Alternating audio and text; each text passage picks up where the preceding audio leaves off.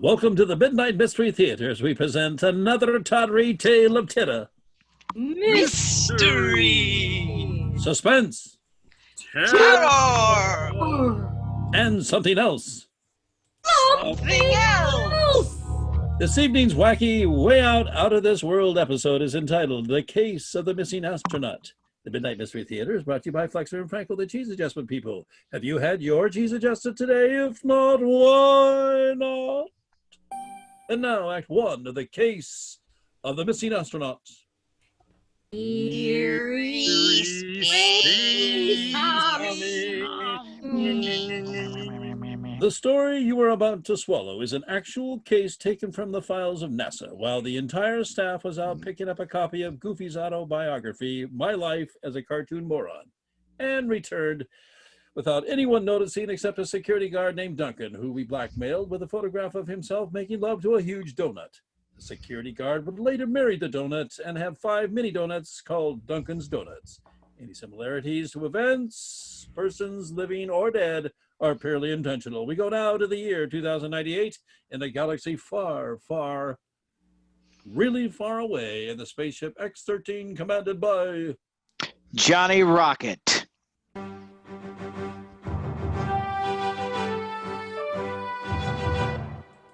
Space Commander. way, way, way out there somewhere in space. Commander Johnny Rocket and the crew are assembled on the bridge of the X-13 rocket ship.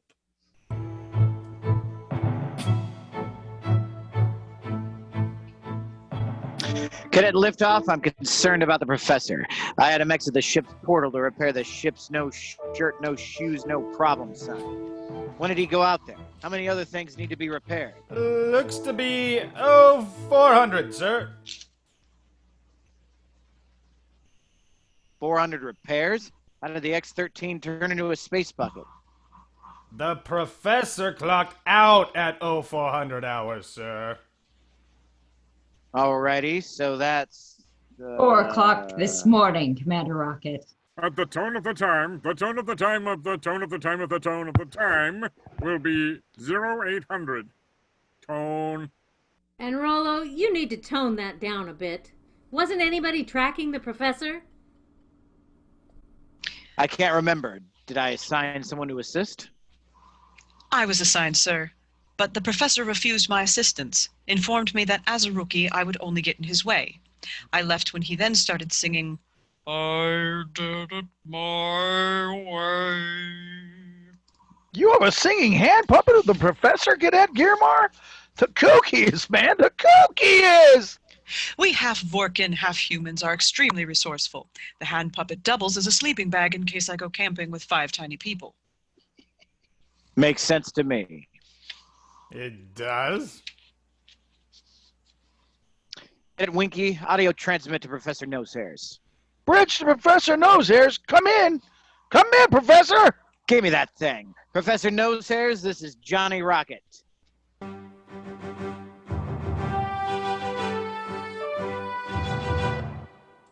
Space Commander. For God's sake, come in. Okay, I'm here. The theme song was so urgent. Oh, what a relief. Professor, glad so you're good to okay. see you. All right, he's good. No, tell me about it. That lasagna last night was like eating a car battery. Reunited and it feels so. Fill in the blanks. Professor, you were supposed to be out making repairs on the ship. Oh, right. Must have slipped my mind. An audible note to myself. Myself, try not to forget to have Dr. give the professor a memory test again. Actually, Commander, we all heard that. Come on, Professor, time for your memory test. Meanwhile, as you all know it is time for the coveted Space Person of the Year award. The honoree will receive this fine trophy made from the melting down of precious metals. This year's recipient is... But, Commander, didn't you win last, month? We are in space, Cadet Liftoff. Nobody really knows how long a year is. This year's recipient is... I am floored. Spaceman of the Year is, wow, Commander Johnny Rocket. Pre-recorded applause malfunctioning. Such a beautiful, shiny trophy. Gonna have to get a bigger trophy case. Audio transmit. This is the K-13. Come in. You're breaking up, Supreme Commander. Breaking up? Who would go out with her? You were coming in clear, Supreme Commander Meridian. Think she heard me? You want to go out, Rocket? How about without severance pay? Sure Maybe. Yes, I heard that. You and the X-13 crew picked up some samples on Venus of precious metals. Precious metals? The Space Federation is now prepared to use those metals for advanced medical research equipment. Deliver them to Space Station R32 immediately. Over. Well, what next? Spaceman of the Year? X-13, Destination Venus. And so the X-13 raced on a return journey to Venus for more untrophified precious metals. The professor was given a memory test by Dr. Doctor. I'm going to stray a bit from the standardized test. The first question is tip of my tongue. I remembered. If you need help, Doc. No, wait, don't tell me. I know. Shoot. Let's go to the next one. As a young man, do you remember how your mother treated you? My mother was never a young man. Okay, next. When is my birthday? Every year. Say, you borrowed my lint remover. Think I could get that back? I did? Meanwhile, in their respective quarters, Cadets Winky and Germar have more than precious metals on their minds. Tonight, I may find that someone special. for me on Live from space, it's the virtual dating game. And now here's the star of the show and your host, Jim Tang. Hello, everyone. Welcome to the virtual dating game. Of course, the super groovy winner guy will be going on a date with our lovely gal to tell us, Johnny. It's a virtual date, so wherever the groovy guy or gal's home computer is. Right on. Let's get started by meeting our online virtual groovy right-on out-of-sight cologne-soaked and sideburn bachelors. And here they are. Bachelor number 1 is into arranging and rearranging stacks of pancakes, standing around with books he has no intention of reading, and putting his head in a paint shaker. Meet Blob McMillan. Yay! Hey, what? Hey, Mom, turn off the blender. Bachelor number 2 digs making statues of himself out of used caramel corn, impersonating a pair of tweezers, And the nude. and reading a complete literary works of Barney the Dinosaur. Here is Robbie Studbrick. Hello, this is Robbie's wife, Laura. Mr. Studbrick won't be going on any dates. He'll be too busy with the divorce, and I don't mean virtual. Looks like somebody on my staff didn't quite do the contestant screening, and I want to wish them good luck on their job search Monday. I am willing and able to replace Bachelor number 2. No robots, pal. Groovy, way out Bachelor number 3 is a space cadet who is into chicks and... What does it say? I can't say that on the air. Well, even if it isn't French. Well, especially because it's in French and I can't pronounce it. Meet Winky Dupre. Yay! And now let's meet our lucky bachelorette. Pia Germar is... I choose Bachelor number 1. Meanwhile, on the bridge, Mail call. Letter for Commander Rocket. That's odd. Didn't think the Space Postal Service was still in operation. I'll take that, Rollo. From an old flame. It says... Dear John, Well, that's not too promising. remember that hot summer night on Mercury when we walked hand in hand and you looked into my blueberry eyes and said you wanted to elongate my orbits? Boy, do I ever. You do? Because this is a prank letter. Hardy har har, very funny. You know what I'm gonna do? I'm gonna go to my officer's quarters and take a good look at you people in the mirror. I'm not exactly sure how he's gonna do that. Skipper never was one for taking a joke. Janet Planet, what is the reading on the magnoscope? Asteroid belt at 12 o'clock high. I could use a belt myself. Ooh, I still have some of the champagne left over from your birthday. You do? Sweet. Have to order some more for my next one. Those birthday parties are so hard to plan in advance. But never mind. Need a corkscrew? No, but thank goodness for Tupperware. Here's to Venus. Goddess of love. This bubbly is going straight to my head. Hot stuff. You're once, twice, 3 times. Okay, that's enough math. Let's go straight to biology. Are you thinking what I'm thinking? Autopilot. Come on, baby. But first, you need to propose to me. Love to. Janet Planet, will you be my wife? Oui. Yes, you and me. Then, yes, let's go make out. Ooh. Cadet Larry? Commander Rocket? Hello? Man, that's freaky. Nobody mine in the store. Cadet Winky, Oh, hello, Cadet Gearmar. Gee, I apologize, Cadet Winky. I mean, about the virtual dating game and not picking you or even considering picking you. I thought you half-orcans didn't go in for human dating rituals. We don't. I virtually just wanted a free night in. Jumping Jupiter, look at the magnoscope. We're in a direct collision course with an asteroid belt. Something wrong with the instruments. It's those darn groupies. The cello player went home with a floozy. Not those kind of instruments, Bob. Get back in the orchestra pit.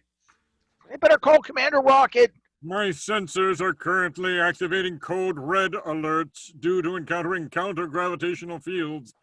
Repeat, code red alert. Rollo that, Roger. Roger that, Rollo. Course diversion. Asteroid belt averted. You saved the day. Oh, gosh, shucks. It was nothing. You were the one who recognized it. Are you, thinking what I'm thinking? I doubt it, but possibly close. Automatic pilot! Let's go, man, go! But this time you promise not to knock over the board when I say checkmate. Okay. Correction, cold blue alert, entering time warp. Time warp, repeat, time warp. So why am I repeating this then? It's a time warp. And why am I talking like this? What am I, Tevye? Meanwhile, in Commander Rocket's quarters. Captain's log. Why is one big toe smaller than the other big toe? Should I call it the biggest toe? Or El Tequila Grande? Is that a cold blue I'm hearing? Yes, that is a code blue you are hearing. To the bridge.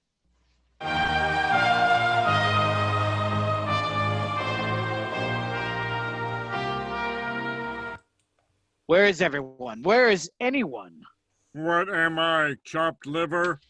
No, you're worse. Now hear this. Now hear this. Code blue alert. Commander Rocket, we were just... Save it for the court-martial, Cadet Liftoff. Right now, the X-13 is dropping altitude, or what we called in aviation training, a tailspin. Great balls of bowling! All the navigational gauges are dead as a swimsuit shop in the Antarctica! The gamma ray and neutron spectrometer and the magnetometer and my hunches indicate we are getting drawn into a mysterious and powerful gravitational pull. The radar has a weak signal, but I am picking up. You won't believe this. What is it, Cadet Planet? Mother Earth. Being half human, she's more like my stepmother. We are losing altitude at a rate of... Strange, my watch has stopped. All time is suspended in the host stratosphere, currently experiencing time warp. Capability to operate craft? Defunct. Professor, have you seen anything like this before? Yes, I have heard of a phenomenon. Say, fellas, do you have trouble pronouncing polysyllabic words at cocktail parties to impress the ladies? Does this happen to you? I tell you what impression this thing was. It was a phenomenon. No minute. Oh, no. Check, please. No, with the Commander Johnny Rocket School of the Big Word Phonics, in just 300 lessons, you can sound just like you know what you're talking about. That composer guy, Dostoevsky, now he was supercalifragilisticexpialidocious. I can say that because I'm on phonics. The town in Arizona? No. Commander Johnny Rocket School of the Big Word Phonics. Sign up today and don't be a... What's this word here? I can't pronounce it. What the heck was that? It was a phenomenon. Anyway, you were saying, Professor? From what I recall, we may very well be in the Bermuda time angle. Yes. We are somewhere at a point in time in history. What and where that might be, I cannot say. As for the X-13... Prepare for emergency landing. But, Skipper... Don't but skipper me, Cadet Liftoff. That was an order. Everyone stay calm. Estimated 4,000 miles to Earth and approaching rapidly. Everyone in crash landing position. Crash? What happened to emergency landing, sir? Cadet Winky, remember at a party with all those space babes from Mars? You were specifically not invited to, but showed up anyway. Yeah. Did you emergency landing my party? Maybe a little. Wait, what? 500 miles on approach. 500 miles, 500 miles. Not now, Professor. Activate landing gear. Landing gear activated. Crew, just remember blah, blah, blah, and above all else, blah. And stay calm. Activate parachute and stay calm. We are going down. No, man! Not this way. Stay calm. Stay calm. And so concludes Act 1 of the Midnight Mystery Theater's presentation of The Case of the Missing Astronaut. Now let's hear this important word from Paxton Frankel, the cheese adjustment people. You are with George Sarah. Sorry, Gauguin. It's on, and there was no place to park. I don't get your point. Or should I say points? You'll never get anyone's point but your own, Galgon. Oh, Vago. Lend me an ear. No, wait, don't do that. Look at this. There's two paintings. I will bet you a Flexstone Franco well or just a cheese sandwich, you cannot distinguish a Monet from a Manet.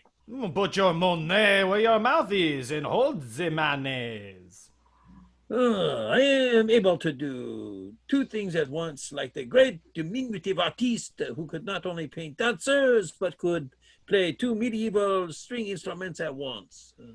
Who is that? You never heard of Two Lutes Lautrec? We. Have you had your cheese adjusted today? If not, why not? And now Act 2 and the thrilling conclusion of the Midnight Mystery Theater's presentation of The Case of the Missing Astronaut.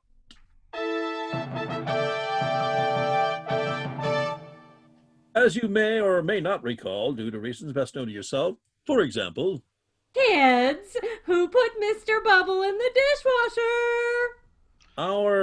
your hero, Johnny Rocket.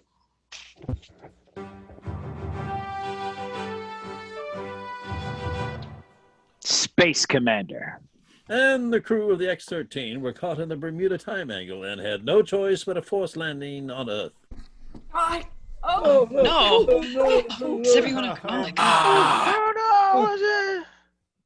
Is everyone okay? Oh, yeah, okay. Shoes over there. If anyone has any injuries, see me in the sick bay after the no-host seafood minibar is installed. Speaking of mini, look at the telescreen. Is this how Earth is? Everything looks so tiny out there. The clocks are running again, but look at the year date. 2020. Time warp reverses chronology of events. This means I'm T-minus 40 years old. Getting atmosphere reading. Oxygen level fine. No need for tanks, Commando.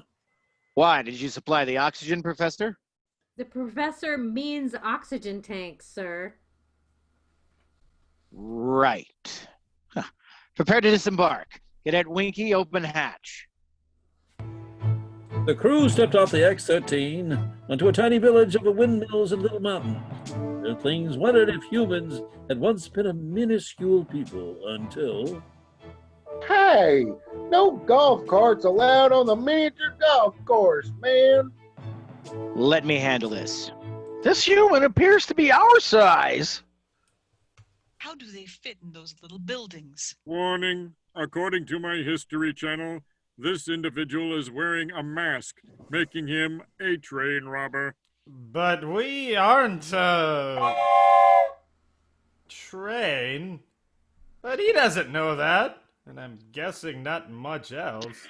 We come in peace, and we have nothing worth robbing from us. We are space travelers. Take us to your leader. You probably don't want that. I got a 9-iron sharper than him, and a whole lot less crooked. Then you'll do. What is this golf cart you speak of? That vehicle you come in go over 10 miles per hour? Actually, it goes over 10 million miles an hour. You must get some serious flight mileage on your credit card. Since the wife Glorilla got in the cactus juice one night and ordered 600 garden gnomes. 700! 700 garden gnomes. They done lowered my credit limit to $9. You must be them NASA space people. I'm Bunky. Spam is a food group putt-putt. This is the Maple Syrup Valley Miniature Golf Course and Christian Science Reading Room. I'm golf pro number 17. 17 golf pros at a miniature golf course? Biggest miniature golf course in the world. You can get 180 holes in before breakfast. But you're going to have to move your weird vehicle. We got a virtual celebrity golf tournament starting up soon. The celebrity is virtual or the tournament is virtual? Oh, you might know him. He was an astronaut who had his 60 seconds of fame cut short by 60 seconds when he missed the mission launch. Flashback. Flashback. Well, where did I leave that lint remover? Must be in the back seat of my super-driven Mustang on it. Yep. Oh, let's see. Well, there it is on it. 10, 9, Yep. 8. Man, can't be expected to 7, go up there in space 6, with lint on his 5, spacesuit. 4, Yes, cameras on me also. 3, On it. 2. There we are. We're 1. ready for Liftoff. Lift off. Houston, we have a bummer. Live without me. Doggone it. End of flashback. End of flashback. Was not expecting a flashback in a time warp. This astronaut, what was his name? Ronnie Rocket. Oh, no. That's what I thought. He was my great-grandfather. Your what again? Oh, that explains a great deal. You say he's gone missing? Rolo, background on a NASA astronaut. Ronald Rocket. Computing data. Hello, mother. Hello, data. Ronald Wonderling Rocket. Reported missing in space in the year 2001 in a mission known around NASA as Gemini Don't Want to Talk About It. Missing? But he lives here in Maple Syrup Valley, right on the Cedar of Our Pants River. Interesting. 2001 was the year the Bermuda time angle was first reported by NASA when a craft vanished. Back then, they had primitive navigational technology. So we find the missing astronaut, we might get a clue on how to get out of here. You can have the most modern technology in the universe, but if nobody is there to operate it. Oh, man, I can, what? Explain. Yes, Meta Rocket, there is an explanation. Isn't there, Cadet Liftoff? Since we're asking questions rather than answering them, Professor, do you know what happens when a space person comes out of a time warp? It's as if anything that did happen in the time warp didn't happen. Flashback. Flashback. But first, you need to propose to me. Love to. Janet Planet, will you be my wife? Yes! End of condensed flashback. End of condensed flashback. Sweet. Bunky, oh, hello. There must be some of your celebrity miniature golfers. What is it? A Devo lip sync group reunion? As Maple Syrup Valley Chamber of Commerce President, Chill Jelly, I must ask you folks to please observe the 6-foot social distancing policy. The humans here must be sensitive to BO. Anywoodle, Bunky, I know you have Ronnie Rocket booked for the virtual golf tournament, but we need him to sit next to the mayor on the goat float and lead the Maple Syrup Valley Days parade. Shouldn't be no bother, Jill. Parade's only 2 blocks long. Oh, but with social distancing, the parade's now 27 blocks long, which makes the town of Maple Syrup Valley about 24 blocks short. So I'm having Long Bob Cobb move his questionable used airplane lot Hot Wings into town. Come to think on it, this here robot fella says Ronnie Rocket went missing in a space mission nigh on 20 years ago. Robot? I bought one to do the vacuuming, the Hoover Mama model. Hubba. I had my popcorn in the month party last summer and she ran away. My run away. If the astronaut is missing from 2001, what I am understanding here is you are, in effect, saying our local celebrity is an imposter? Can't say for positive. Never met him, but Ronnie Rocket is my really distant relative. Neither of you know where Mr. Rocket is? Supposed to be here with his little golf clubs for a noon putt time. Bioinformation indicates Mr. Rocket had participated in theater group at NASA, group called the Mercury Players. Oh, say, I might be over at the Maple Syrup Valley Creative Arts Shakespeare in the parking lot. They're doing Romeo and whoever auditioned. My first choice was West Side Story with all those young men dancing around in tight jeans with garbage can lids. But they said that wasn't really Shakespeare. So I said, what if we just remove the singing and leave in the dancing, and voila, we can go check it out. But you folks have masks? Peculiar custom, but masks. Boy, do we ever. Down the gear, crew. Hi, Commander. Wow. I'm wearing this crummy piece of cloth my wife made from an old Metallica t-shirt that's like breathing in 15 years of some serious partying every day. You guys have space helmets. Hop in my used airplane and let's see what's cooking with the Bard. I better tag along. Can't have no virtual celebrity miniature golf tournament without a celebrity. And so, the search by the lost crew of the X-13 for the missing astronaut who may shed light on how to depart the Neverland of the Bermuda Time Angle was on in the parking lot of the Maple Syrup Valley Creative Arts Center.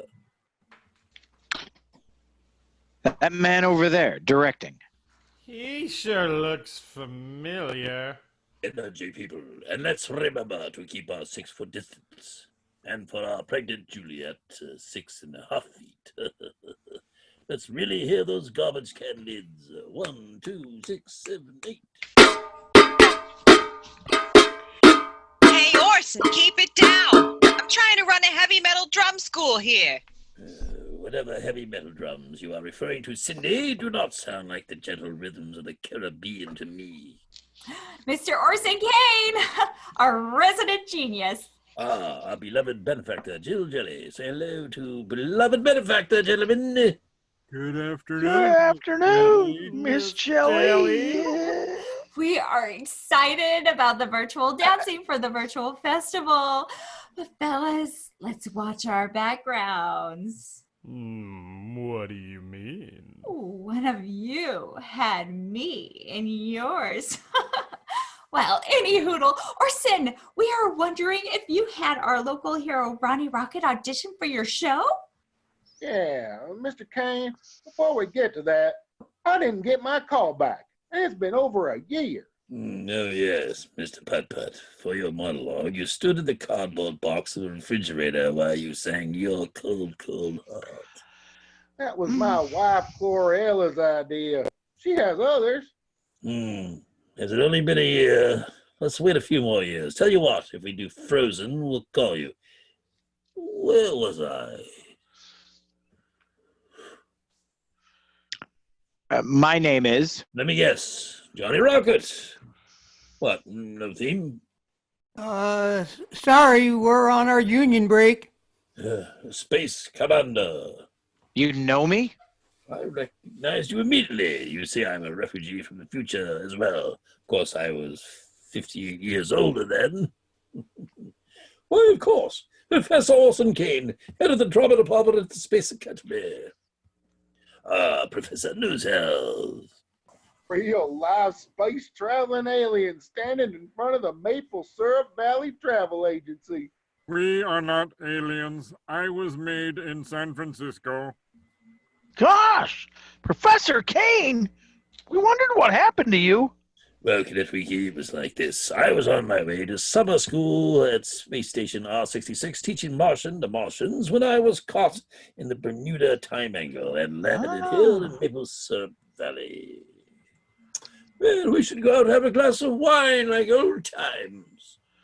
I'm afraid that's not possible.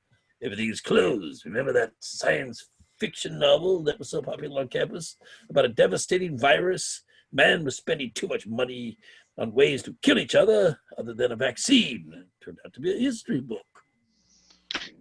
We take one immunity pill annually, which fends off over 17,000 diseases. Except, of course, the common cold. This is all quite strange. And Artie, I better call the news people. No, we can't have that, ma'am. We're just trying to get back to our own time and space. Amber Hairdo here with the Maple Syrup Valley Eyewitness News. Sorry, Eyewitness News for you viewers at home. Though I am wearing a mask, I did spend 2 hours on my makeup and I am gorgeous. This is not what we wanted. Hi, Bunky Putt Putt here. Don't forget, our giant miniature golf course is only partially expensive on Sundays. I wonder who contacted the news. Sir, you really look like you are from out of town. I can handle this, sir. You know the thing Spock does with the neck to freeze folks? We Vorkins have something even better. We are here at the Maple Syrup Valley Art Center waiting for... Holy hen commandments! Cadet Gearmar turned the news reporter babe into a check-in! She'll turn back into being obnoxious in an hour. Jill, isn't Ronnie Rocket a celebrity judge at the Maple Syrup Valley's Got Talent contest at the Daytime Drive-In Theater? Yes, he is. I forgot. To the airplane. The crew of the X-13 in search of the missing astronaut landed at a drive-in movie with so much daylight glare the audience in their cars were watching a movie that had already been over for an hour and a half. The talent contest was held appropriately at the hot dog stand. Okay, Timmy, what do you have for us? A large ball of string. Okay, and what is your talent? It's dental floss. Oh, is the talent contest coming, Ted? Next! I will now play every song ever written on the spoon. Like that. We should put a question mark after Maple Syrup Valley's Got Talent. Hey, that celebrity judge Ronnie Rocket. Just me and my dog Bob Barker. And 2 things Bob has no use for, dental floss and utensils. Next! Billy Lobster Bib.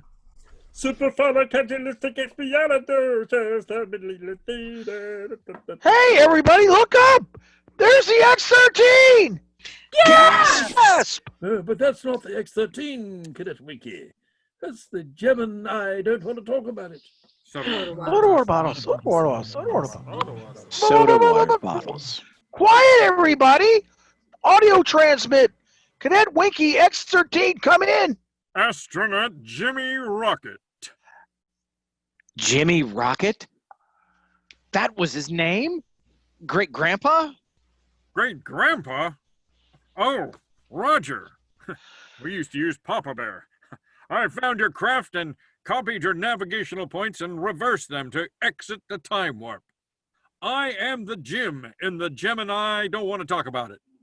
I reset the X-13, so you shouldn't have any problem getting back on course and out of the time warp. Good luck. So if Jimmy Rocket was the astronaut on the lost mission, who was the dummy that missed the launch altogether? You know, Commander Rocket, that guy in the hot dog suit looks like you. Get your old facial tease Winnie in the space program. To the X-13! Another case solved by Johnny Rocket.